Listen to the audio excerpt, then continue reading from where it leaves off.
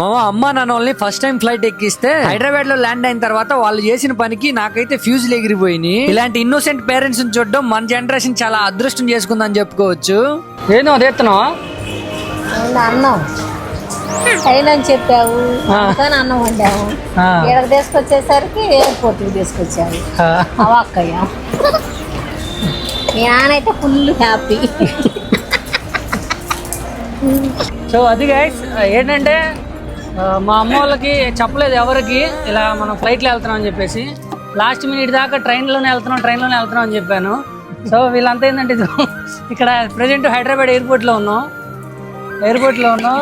Food తిందాం అనుకుంటే ఇదిగో మేము తెచ్చాక అన్నం అన్నారు. మామ నేను వాళ్ళని సర్ప్రైజ్ చేద్దాం అనుకుంటే వాళ్ళు ఫుడ్ తీసుకొచ్చి నన్ను సర్ప్రైజ్ చేశారు. అప్పుడెప్పుడో చిన్నప్పుడు పడవ ప్రయాణానికి వెళ్ళేటప్పుడు ఇలానే క్యారేజ్ కట్టుకొని తీసుకెళ్లే వాళ్ళం. మళ్ళీ ఆ రోజులు గుర్తొచ్చినాయి మామ. ఎంతో తెలుసు అది 150 బాటిల్ నిజం. అది కొంత జిడి మీద మరేం చేద్దాం? ఎడేం లేవు ఇంకా.